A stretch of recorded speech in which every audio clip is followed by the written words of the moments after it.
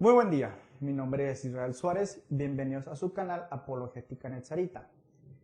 En videos pasados hablamos acerca de si el cristiano es realmente parte del pueblo de Dios, como también hablamos acerca de que si los judíos del siglo I y el que se dice judío actualmente es parte del pueblo de Dios.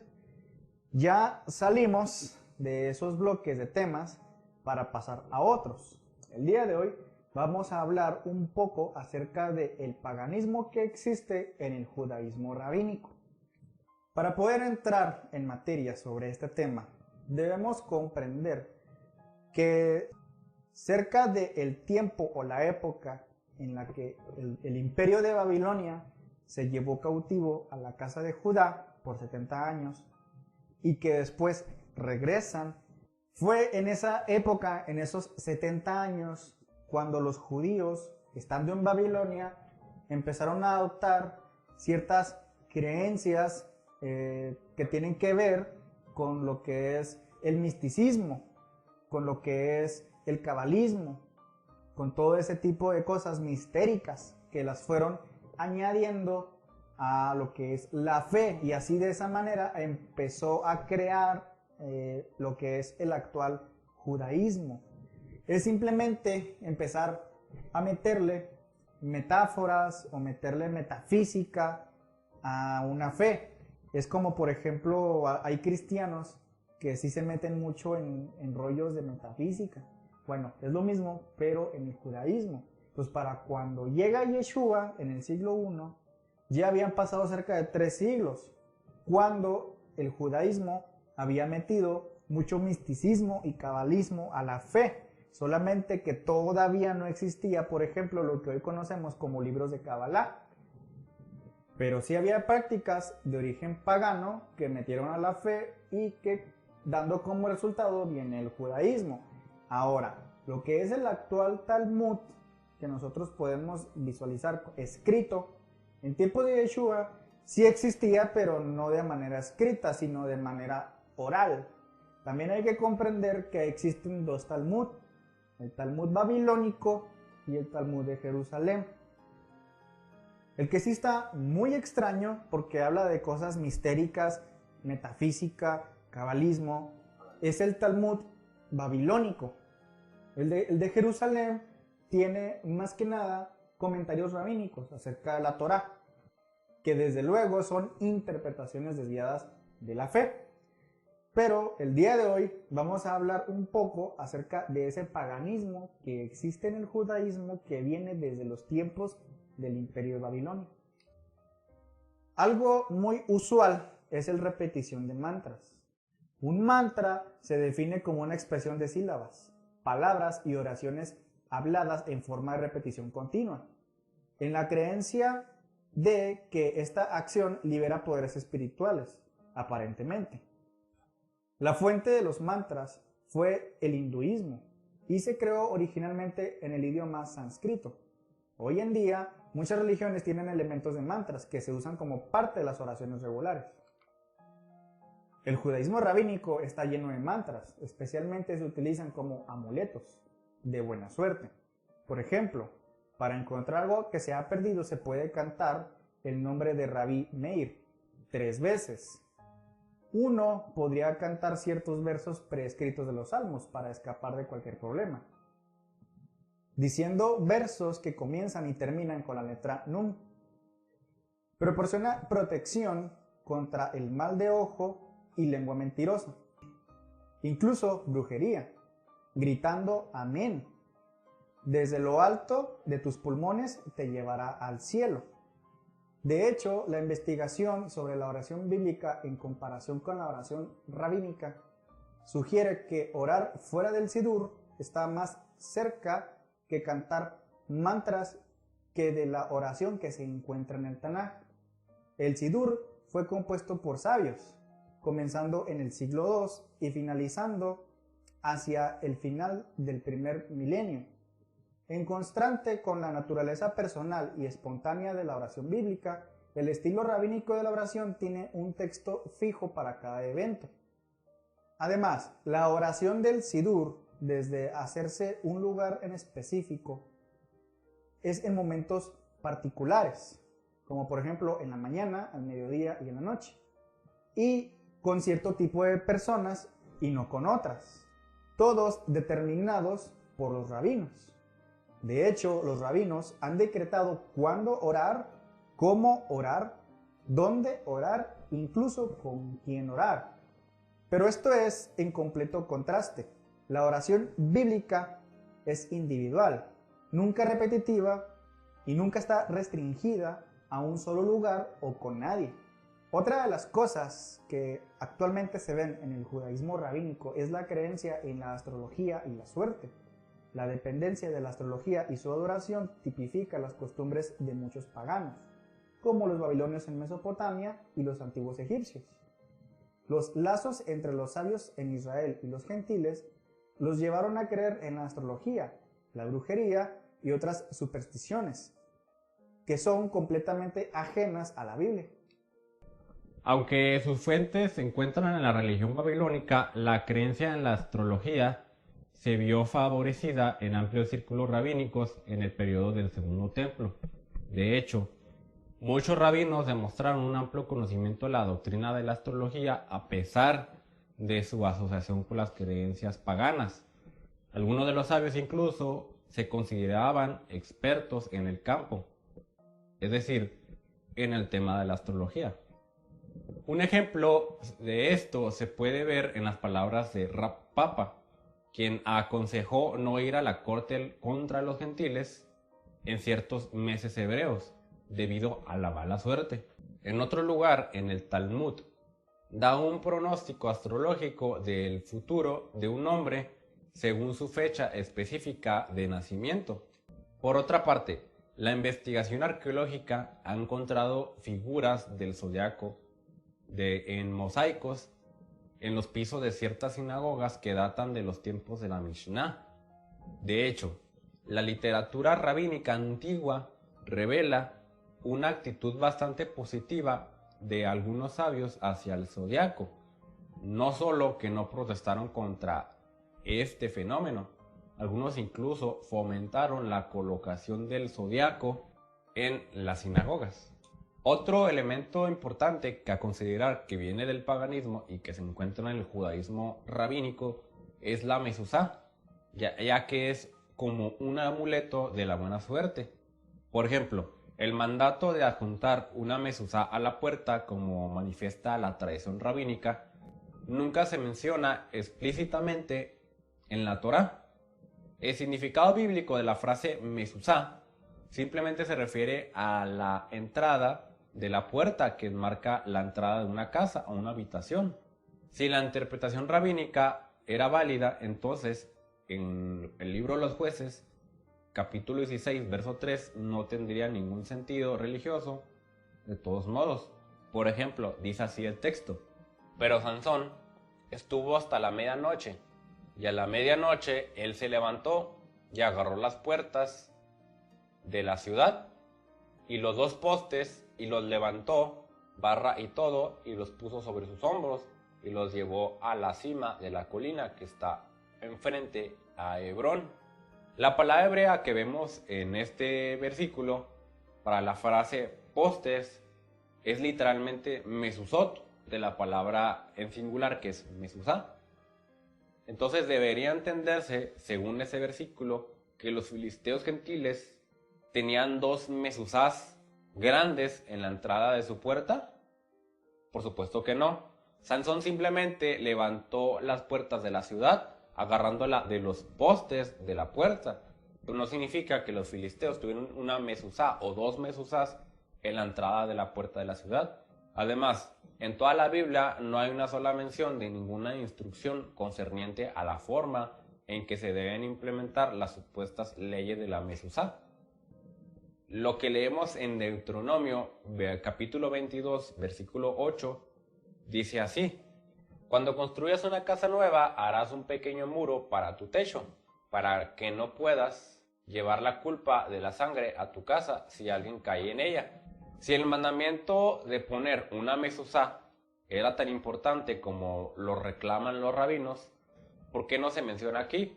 ¿Podría ser la mezuzá menos importante que ese pequeño muro que se pone en el techo a las casas para que alguien que se encuentra arriba no se caiga. Por lo tanto, es interesante investigar cómo la mezuzá se convirtió en un amuleto que puede proteger la casa contra el mal.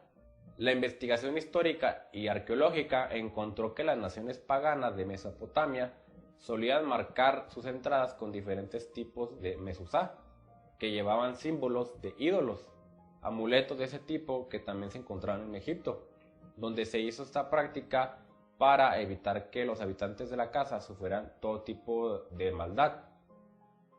Los rabinos expandieron el concepto de la mezuzá en un amuleto ritual que incluía pasajes de la Torá, escritos en un pergamino especial. Además, determinaron quién necesita una mezuzá que debería escribirse en la mezuzá, cómo debía escribirse exactamente, dónde colocar la mezuzá, cómo colgarla, cómo mantenerla. De hecho, los rabinos consideran que la mezuzá en la ubicación exacta correcta es en la entrada de la puerta, puesto que dicen que afecta las posibilidades de buena suerte. Además, un experto autorizado debe comprobarlo. La mezuzá cada pocos años para determinar si aún es kosher, es decir, si está en buen estado. Por supuesto, este servicio incluye un pago monetario y no es gratis. Por lo tanto, al convertir este amuleto de la buena suerte en un conjunto complemento de nuevas reglas y regulaciones, los sabios lo utilizaron como una herramienta mediante la cual podían tener control y autoridad sobre el pueblo de Israel.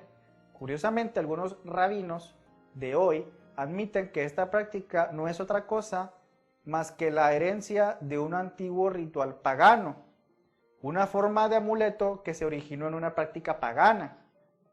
Otro de los amuletos que utiliza el judaísmo es el uso de tefilín como un amuleto. Los eruditos bíblicos e incluso algunos de los comentaristas rabínicos más prominentes están de acuerdo en que Deuteronomio 6:8 no tiene nada que ver con los tefilín, es decir, las filacterias, y solo debe entenderse simbólicamente. La investigación bíblica indica que hasta el final de la era del Segundo Templo, Deuteronomio 6:8 se percibía solo de manera alegórica y simbólica. Es un hecho que una investigación hebrea detallada del hebreo en Éxodo 13, versos 9 y 6, revela un paralelismo fascinante entre la frase sicarón y la frase totafot. Éxodo 13:9 dice lo siguiente: y será para ti como una señal en tu mano y como un memorial entre tus ojos. Éxodo 13:16 dice lo siguiente: será como una marca en tu mano o en tu frente entre tus ojos. El hebreo aquí deja claro que la interpretación bíblica de la frase frente debe entenderse como un sinónimo de la frase memorial y no tiene nada que ver con el mandamiento rabínico de ponerte el tefilín. Sin embargo, el tefilín se ha convertido en uno de los símbolos más destacados e importantes de la ley y tradición rabínica. Sin embargo, ¿se basa en la Torá de Moisés o en otra cosa? Hay pruebas sólidas de que la práctica de ponerse ciertas variaciones de tefilín era común entre los judíos, mucho antes de la era de los fariseos. De hecho, los amuletos similares a los tefilín se adoptaron comúnmente en culturas antiguas de adoradores de ídolos, especialmente en el área del Mediterráneo. Los tefilín fueron percibidos como símbolos figurativos mágicos y el uso de tales amuletos unidos a la cabeza o los brazos fue practicado en el mundo antiguo por los paganos mucho antes del primer siglo. Por otra parte, los escritos sagrados adjuntos al cuerpo y retratados como amuletos fueron utilizados por varios pueblos paganos. Por ejemplo, un amuleto que parece tefilín fue descubierto en Mesopotamia. Este amuleto en particular tenía una breve inscripción dedicada a un ídolo antiguo. De hecho, otras religiones antiguas también solían insertar escritos sagrados en amuletos y conectarlos al cuerpo, al igual que los tefilín. Hacia el final del segundo periodo del templo, la admiración de los tefilín entre el pueblo judío ya estaba muy extendida, y hay testimonios en la literatura rabínica de que los sabios creían en el poder místico del tefilín, como un amuleto de la buena suerte, utilizado para proteger y protección contra el mal de ojo y otro tipo de malas fortunas. En el Talmud vemos que los tefilín y los amuletos están estrechamente relacionados. Tefilín y los amuletos se mencionan a menudo juntos, como sinónimo de expresión, y la adoración del tefilín como amuletos de la buena suerte en realidad se hizo más popular durante el periodo talmúdico. Los sabios han considerado a los tefilín como amuletos del poder divino que podría proteger a los hombres. Su forma, finales, según lo determinan los rabinos, se toman claramente del antiguo Egipto, donde una figura de una serpiente sagrada estaba atada a la cabeza como un amuleto de la buena suerte, y eso se parece al tefilín tradicional. Desde entonces, la práctica de usar el tefilín se ha vuelto más importante, y los rabinos lo han transformado en una práctica vinculante que se acompaña de la Torá o de los demás mandamientos. Otra práctica común en las raíces paganas en el judaísmo talmúdico es el de la postración sobre las tumbas de los santos. El origen de este ritual, que rodea a las tumbas sagradas y consiste en adorar a los muertos, está profundamente arraigado en las costumbres de los antiguos pueblos paganos. De hecho, la práctica de postración en las tumbas de los santos estaba muy extendida en las llamadas sectas cristianas antes de que fuera adoptada por los rabinos. Estas prácticas generalmente incluían rituales donde las velas se lanzaban al fuego como símbolos de sus supersticiones de creencias. Es decir, lo que nosotros conocemos en el catolicismo como el santoral o la oración a los santos es también una práctica muy común en el judaísmo rabínico, donde los sabios dicen que cuando un rabino muere, si fue un gran rabino o un jajam, es decir, un sabio, lo que puede hacerse es de que después se le ora a ese rabino para que a través de sus méritos uno pueda encontrar buena suerte o pueda encontrar el favor de Dios, es decir, del Eterno, a nuestro favor. Entonces vemos que tanto el cristianismo católico como el judaísmo talmúdico se parecen mucho en esto, entonces no hay ninguna diferencia. Estas costumbres también fueron adoptadas por los sabios y están registradas en el Talmud, como lo vemos en las citas que dejamos aquí abajo. La práctica de la postración a los santos no es exclusiva de la religión rabínica. Es más frecuente, como lo mencionaba, entre los musulmanes y los cristianos católicos y otras religiones. Y existen claros paralelos entre la celebración alrededor de las tumbas de los santos, entre musulmanes y las costumbres de la postración a los santos rabínica. Hoy en día hay cerca de 200 sitios registrados de santos rabínicos en Israel que atraen a millones de peregrinos cada año e incluso cuenta con el apoyo financiero del gobierno israelí. Por supuesto, estas tumbas solo fortalecen la dependencia bajo la cual los rabinos mantienen a sus seguidores y también proporcionan una enorme fuente de ingresos para las organizaciones rabínicas. Otro amuleto utilizado en el judaísmo es la estrella de David, la mal llamada estrella de David. Esta sería la futura bandera del Estado de Israel. Gershom Scholem, uno de los más grandes eruditos judíos de nuestro tiempo, fue investigador del misticismo judío de la Kabbalah y uno de los fundadores de la Universidad Hebrea de Jerusalén. Conjunto en un estudio exhaustivo sobre la historia de la Magen David o estrella de David, concluyó lo siguiente: la Magen David no es un símbolo judío y por lo tanto no es un símbolo del judaísmo. Se preguntó unos meses después de creado el Estado de Israel si la estrella de David era digna de figurar en la bandera de Israel. La primera afirmación del estudio fue que no cabe duda que este no era un símbolo del judaísmo. Nació en la magia judía, distante de la Kabbalah y más antigua que esta. La magia fue un fenómeno recíproco con otros pueblos vecinos. Este dibujo mágico, dice el autor, servía para defender al hombre de los ataques de los espíritus malignos y eran en principio dos estrellas diferenciadas sobre la leyenda judía del poder del rey Salomón sobre los demonios y espíritus malignos, incluso un anillo mágico que se empleaba. Nace el nombre de escudo de Salomón para este signo inserto en dicho anillo mágico. Al parecer fueron los árabes de la Edad Media quienes difundieron esta denominación para 7 signos que mantenían al demonio a raya, entre otros. La estrella de triángulos invertido, Magen en hebreo significa escudo. Este fue en el sentido que el símbolo tuvo para a las masas judías del siglo XIX. El sabio de la secta de los caraítas, Yehudá Hadashi, fue el primero que llamó a este signo Magen David en uno de sus libros. En el libro de Rabbi Chaim Vital se encuentra el dibujo del Magen como un talismán. También lo llama identificándolo a Salomón como es recurrente.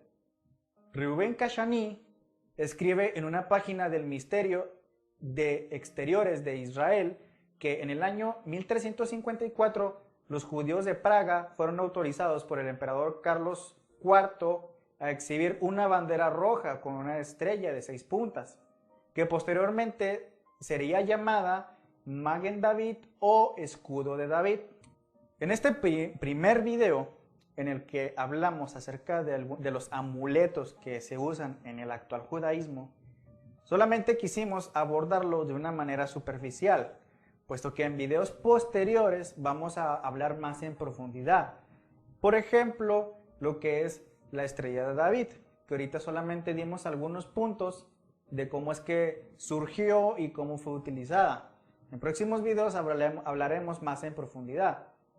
Así como también el amuleto de la Samsa, que es una manita que tiene un ojo, que actualmente el judaísmo lo utiliza. Sin embargo, también hay que recalcar lo siguiente. Hay muchos hermanos, si así puedo llamarlos, personas que guardan los mandamientos, que creen en Yeshua, pero que están cayendo en este tipo de creencias místicas, prácticas paganas, que porque solamente ya la utiliza el judío rabínico ortodoxo, consideran que también tenemos que utilizarlas. Yo conozco muchas personas que creen en Yeshua y obedecen los mandamientos de la Torá, pero no se quitan la estrella de David ni en la ropa, la traen en todas partes, la utilizan para todo, o ponen una foto muy orgullosos del actual Estado de Israel, de la bandera del actual Estado de Israel, que por supuesto tiene la estrella de David. Entonces nosotros los alentamos tanto a que conozcan los orígenes paganos de todos estos amuletos que hay en el judaísmo para evitar meterlos a nuestra fe, puesto que hay personas como Ana Mendiola, que últimamente se está haciendo muy famosa en las redes sociales por las raíces hebreas, pero está utilizando muchos símbolos que utiliza el judaísmo, que son símbolos incluso cabalistas, que hay que tener mucho cuidado, porque Yeshua para nada utilizó ese tipo de cosas. En los evangelios nunca habló de Kabbalah, nunca habló de misticismo. Él solamente habló de la Torá del Eterno.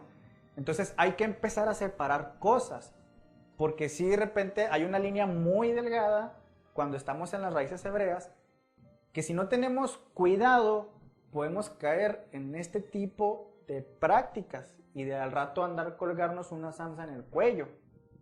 Porque es cuando aquí el creyente en Yeshua cae erróneamente en la doctrina del hermano mayor, de que nomás porque el judío actual hace esa práctica, también tiene que hacerla él, sin analizar el origen pagano de todos estos amuletos.